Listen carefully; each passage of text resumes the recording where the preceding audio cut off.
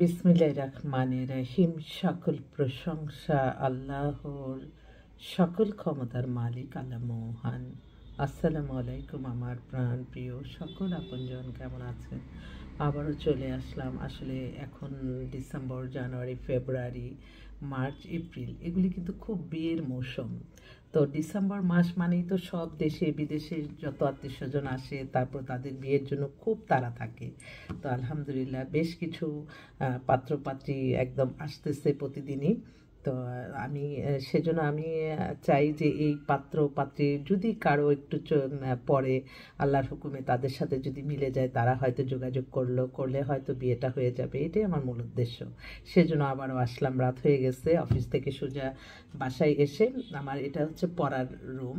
আমি এখানে প্রতিদিন সকালে 3 ঘন্টা এখানে আমি আমার ইবাদত বন্দেগী করি, কোরআন শরীফ পড়ি, তারপরে আমি আমার কাজে নামি।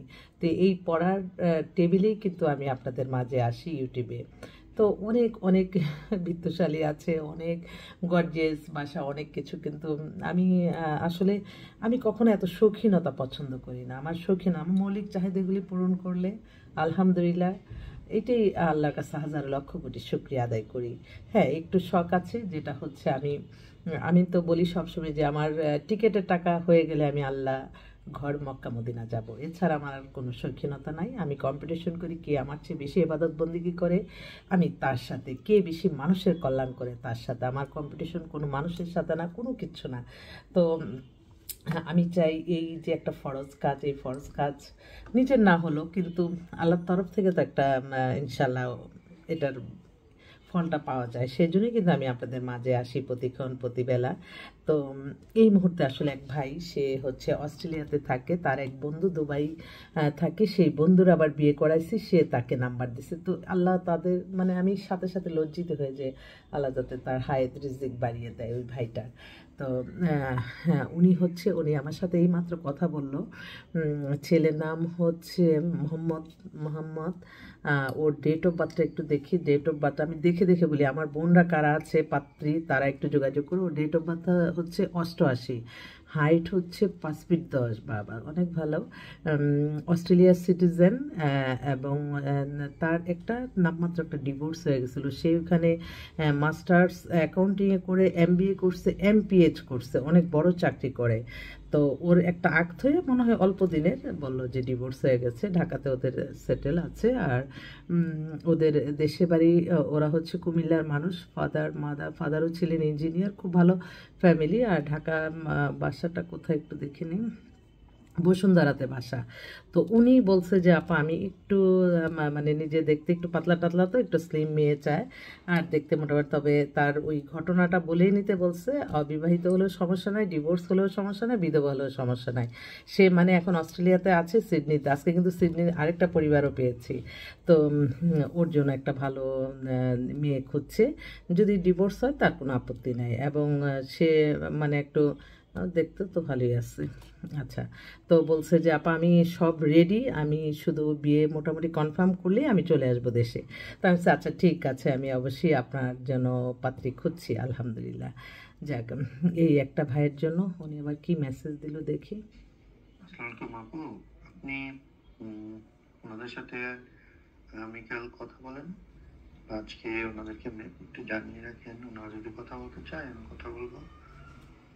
আর হলো আপনি কিছু ভালো বায়োডাটা আমার জন্য একটু খুঁজে বের করে রাখেন। আমার ঠিক আছে ঠিক আছে, এই যে মেসেজ দিলে একটা মেয়ের বায়োডাটা পাঠাইছি, ওটা মনে পছন্দ করছে। দেখি আবার কে করলো। হ্যালো।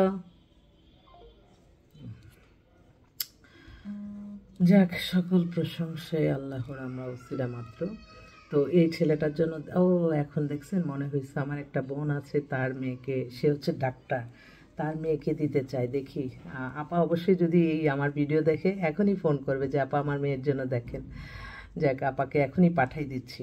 আরেকটা ভাই, তার এক বন্ধুকে বিয়ে করাইছি, তারা আবার ফোন করলো। তারা তাদের মেয়ের সম্পর্কে যা বললো। ডাক্তার, হ্যাঁ, পাঠাই দিলাম আপা আপনাকে ভিডিও করতে করতে। আচ্ছা, এখন যেই ভাইটা তাদেরকে পাঠাইছে, সেটা ওরা হচ্ছে পুরান ঢাকায় থাকে, ও মাস্টার্স করছে, 5 ফিট 3 লম্বা, একদম ফর্সা সুন্দর, একটু স্বাস্থ্যটা ভালো। স্বাস্থ্য ভালো, অসুবিধা কি, স্বাস্থ্য ভালো আরও মেয়েরা ভালো থাকে। তো উনি চাচ্ছে একটা চাকরিজীবী ব্যবসায়ী, পুরান ঢাকার মানুষ, ওখানে নিজস্ব বাড়ি টাড়ি আছে। এই যে বায়োডাটা ছবি ভাইটা বললো যে আপা আমার বোনটা একটু স্বাস্থ্য ভালো। কই এত বেশি তো স্বাস্থ্য ভালো লাগে না, এরকম মেয়ে তো কোনো অসুবিধা নেই। ঠিক আছে, ওর জন্য একটা, ওর বয়সটা 26 চলে, ওর জন্য একটা ছেলে চাচ্ছে। আরেক বোন খুব অসুস্থ হয়ে গেছে, সে তার ছেলের বিয়ের জন্য, ছেলে কানাডায় থাকে, পিএইচডি করা, ছেলের বয়স হয়ে গেছে 35, এখন সে নিজে একদম খুব অসুস্থ হয়ে গেছে। বললো তুমি আমার ছেলের জন্য তাড়াতাড়ি মেয়ে দাও। ওকে আপু। আরেকটা বোন সে নিজেই যোগাযোগ করেছে, সে হচ্ছে আপনার ওর হচ্ছে মাস্টার্স অফ সাবজেক্টে পড়ালেখা, মাস্টার্স কোর্সে, ও হচ্ছে হলে থাকে। ওর বয়সটা আপনার 91, ডেট অফ বার্থ। হলে কীভাবে থাকে বুঝলাম না, মানে হোস্টেলে থাকে, সরি। আর মাস্টার্স করে ফেলছে, 5 ফিট 3 লম্বা। ওদের ঢাকা এখানে নিকেতনে ওদের আত্মীয় স্বজন আছে, ও সেইভাবেই ওখানে থাকে। তো ও বলছে যে আপা একটা চাকরিজীবী ছেলে দিন, সরকারি চাকরিজীবী হলে বেশি ভালো হয়। ঠিক আছে, ওকে বোন। ও হোস্টেলের মেয়ে, অনেকে যদি তার একটু সাপোর্ট পায় সে হয়তো ভালো জায়গায় যেতে পারবে। ওকে তো আবার ও আবার আপু আমার জন্য শর্ট ডিভোর্স হলেও আপত্তি নেই। ওকে বোন, ঠিক আছে। দেখছি আরেকটা বোন, উনি থাকে গুলশানে, এই মাত্র আমাকে ফোন করলো। ওনার মেয়ে হচ্ছে ব্যাংকে জব করে, মেয়ের হাইটটা শুধু একটু কম, 5 ফিট। মেয়ে এমবিএ করা, গুলশানে বাড়িতে আছে, খুব স্ট্যান্ডার্ড পরিবার। তো আপাটা বললো যে আপা আমার মেয়ের জন্য তাড়াতাড়ি দেন, আমি খুব দ্রুত মানে মেয়েকে বিয়ে দেবো। আলহামদুলিল্লাহ, ঠিক আছে, তাহলে আমি যোগাযোগ করছি। বলি অনেক ছবি, মেয়েটা স্মার্ট, সব দিক দিয়ে ঠিক আছে, একটু হাইট কম। তো সেও বলছে যে আমার মেয়ে একটু হাইট কম, যেহেতু আমি একটু ছাড় দিব। আসলে সবারই আর কি মন মানসিকতা থাকতে হবে যে একটু ছাড় দেওয়ার মেন্টালিটি না থাকলে বিয়ে শাদী হয় না। আমি অনেক বিয়ে দিছি, যারা একটু মানসিকভাবে একটু ইয়ে করছে, যে একটা জিনিস ছাড় দিছে, বিশেষ করে বেশি আমার বোনরা, মেয়েরা যখন একটু ছাড় দেয় তখনই দেখলাম যে তাদের ভালো কিছুই হয়। তো যাক, ওর জন্য একটা ছেলে চাচ্ছে। আমি এখন তো আমি মনে করতেছি 1 ঘন্টা পর পরই আমার মনে হয় আমার আপনজনদের মাঝে আসতে হতে পারে, কারণ 1 ঘন্টা পর পরই মানে সবাই এত তাড়া দিচ্ছে যে বিয়ের জন্য। তো আমার মনে হচ্ছে যে একটু তাড়াতাড়ি আপনারা যারা আছেন বিয়ে নিয়ে চিন্তিত, আপনারা চলে আসবেন আমাদের অফিসে। আমাদের অফিসের ঠিকানাটা তো আছে, আবারও বলে দিচ্ছি, house number 8, block B, main road, Banasree, Rampura. Mobile number বলে দিচ্ছি 01971860261। এই নাম্বারে কল করে ইনশাল্লাহ চলে আসবেন। আপনাদের জন্য সবসময় বসে আছি আপনাদের সেবা দেওয়ার জন্য, আর আমি আপনাদের কাছে দোয়া চাই, আপনারা দোয়া করবেন যাতে এই প্ল্যাটফর্মটা ব্যবহার করে সবাই যাতে উপকৃত হয়। যে ঠিক আছে বিয়ে হলো না, কিন্তু অনেক কিছু কিন্তু আপনাদের অনেক অনেক অভিজ্ঞতা হবে, অনেক কিছু জানবেন। মানুষ জানতে হলে বলে না যে বেশি বেশি ভ্রমণ করতে হয়, আমি বলি ভ্রমণের পাশাপাশি মানুষের সাথে বেশি মিশতে হয়। এক একটা মানুষের মেন্টালিটি এক এক রকম, এক একটা মানুষের আল্লাহর ভাগ্য লেখছে এক এক রকমভাবে। তো সেজন্য কারোটা দেখে কারো হিংসা বিদ্বেষ না। আমরা এই পৃথিবীতে আসছি ক্ষণিকের জন্য, আমাদের মেন্টালিটিতে থাকতে হবে। অনেক বোনরা আসে শর্ট ডিভোর্স হয়ে, কী কারণে কয় বলে যায় শাশুড়ির অত্যাচারে।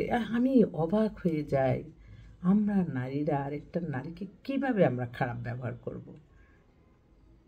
যে যে মেয়েটা আমার ছেলেকে ভালোবাসে, আমার ছেলেকে টেক কেয়ার করে, সব কিছু করবে, আমি কেন ওই মেয়েটাকে ইয়ে করবো? মা বাবার দায়িত্ব যতটুকু ততটুকুই। বিয়ের পরে একটা অংশ তার হাজব্যান্ড ওয়াইফই সবচেয়ে আপন। অতএব এখানে আবার বউ শাশুড়ি কেন লাগে এটা আজও আমি বুঝতে পারি না, যদিও আমি শাশুড়ি। কিন্তু আমার কল্পনা, আমি সবসময় মনে করি তাকে যে আমি একজন নারী, সে আরেকজন নারী, আমিও এইভাবেই আসছি, আর ও এইভাবেই আবার এই বাড়ির দায়িত্ব পালন করবে। অতএব আমার যতটুকু কর্তব্য ততটুকু পর্যন্ত স্টপ। আর তারপরে এখন তো আমার ছেলের হয়ে সব কিছু করবে, তারই ভোগ করবে।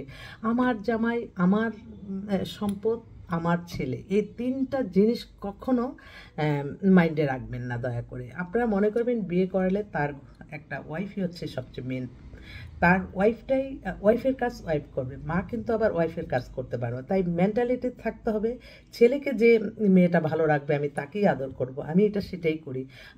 আমি তো কখনো মনে করি না যে আমার ছেলে বউ দিয়ে আমার রান্না বান্না করাবে। আমি কি বলি, আল্লাহ যতক্ষণ সুস্থ আছি, ভালো আছি, আল্লাহ আপনি ততদিনই এই পৃথিবীতে রাখবেন, কারো বোঝা যাতে না হই। যতক্ষণ পারি এবাদত বন্দিকে, নামাজ, রোজা, হজ, জাকাত, ওমরা পালন, ভালো কাজ যাতে করে যেতে পারি, এই দোয়া সকলের কাছে চাই। তো সেজন্য একটা নারী কখনোই, আমি এই শুধু বউ শাশুড়ি না, যে কোনো জায়গায় একজন নারী কিন্তু আরেকটা নারীকে আপনারা যখন কষ্ট দেন, সেটাই কষ্ট লাগে আমার বেশি। আমি অনেক জায়গায় দেখি আমার মানে আমার মনে হয় আমি তার দেখে এক একটা নারীর ভিতরে অনেক গল্প, অনেক গল্প, অনেক কষ্টের গল্প থাকে। তাই নারীদেরকে কখনো আরেক নারী দ্বারা যাতে কোনো সমস্যা না পড়ে, এই জিনিসটা আপনারা খেয়াল রাখবেন। ছেলের বউ মানে নিজের মেয়ের মতো করে তাকে ভুলগুলি শোধরা। আবার ছেলের, এই যে আমরা অনেকে মনে করি থাকা যেহেতু কথা শুনে তোর বউকে তুই স্যারা দে বা ডিভোর্স দেয়, এই যে এই ছেলেটা কিন্তু তখন আস্তে আস্তে কিন্তু একটা ছেলেকে যখন আপনারা মানে মানে মেয়ে যখন ছেলে যখন বউ ছাড়া থাকবে তখন কিন্তু সে অনেকটা বেপথে চলে যেতে পারে। সেই জন্য এগুলিও খেয়াল রাখবেন। আপনি ছেলেকে ভালোবাসেন, বউকে ভালোবাসেন, সবাই মিলে সুন্দর একটা পরিবার গড়ে তোলেন। পরিবার ভালো থাকলে একটা সমাজ তৈরি হয়, সমাজ ভালো থাকলে একটা দেশ ভালো থাকে। এটা সবসময় মনে রাখতে হবে। আমি সামান্য ক্ষুদ্র মানুষ, আমার কোনো কথাতে আপনারা কষ্ট নেন না। আমিও সামান্য ক্ষুদ্র এই প্রফেশনে থেকে ছোট ছোট অভিজ্ঞতাগুলি শেয়ার করি। আর আমি সবসময় চেষ্টা করি আপনাদের জন্য যেটা ভালো সেটাই ডিসপ্লে করতে এবং সেটার কথাই বলি। কিন্তু আপনাদের যারা আমাদেরকে মূল্যায়ন করেছে, যে আপা বলছে এই ছেলেটার কথা, আপা বলছে এই মেয়েটার কথা, আলহামদুলিল্লাহ তারা অন্তত বেনিফিট হয়েছে। এটা কিন্তু আমার নিজের কথা না, প্রত্যেকেরই কথা। তো যাক, আপনার হঠাৎ করে একটা মানুষকে কিন্তু আপনারা চিনেন না, জানেন না। আমরা কিন্তু একটা মানুষের সাথে অনেকটা সময় অনেকটা কথা বললে কিন্তু আমরা বুঝতে পারি অনেক। যেমন একটা ছেলে হঠাৎ আসলো আমার কাছে, আমি একটা মেয়ের কথা বললাম, সে কিন্তু প্রথম দেখাতে সে রিজেক্ট করে দিল, কিন্তু আমি তাকে বললাম যে তুমি একটু কথা বলো। কথা বলে দেখো, সে মেয়ে মনে করে যে অনেক স্মার্ট, অনেক ড্যাম স্মার্ট, মেয়েরা খারাপ না। এটা কিন্তু এক একটা মেয়ে কিন্তু প্রত্যেকটা মেয়েরই ভিতরে থাকে তার হাজব্যান্ডকে নিয়ে অনেক স্বপ্ন। সেই স্বপ্নগুলি আপনার পূরণ করতে হবে তার হাজব্যান্ডকে। তাই মেয়েরা, হ্যাঁ অনেকেই বলে যে মেয়েরা, আমিও বলি যে মেয়েরা শুধু অর্থবিত্ত চায়, এত বাড়ি গাড়ি চায়। আসলে এটা আল্লাহর তরফ থেকে চলে আসছে। এটা আল্লাহর তরফ থেকে যে ছেলেরা একটু এস্টাবলিশ থাকবে, ওর এগুলি সে ক্যারি করবে, এটা একটা মানে সুন্দর একটা জীবনযাপন করবে, এটাই, অন্য কোনো কিছু না। তো যাক, আমি আর বেশি কথা বললাম না, আপনারা আসবেন ইনশাল্লাহ। আল্লাহ নামে কাজ শুরু করলাম আপনাদের দোয়ার ভালোবাসা নিয়ে। আল্লাহ যাদের সকল কাজের সফলতা দেন, আমি আপনাদের দোয়া চাচ্ছি। আসসালামু আলাইকুম।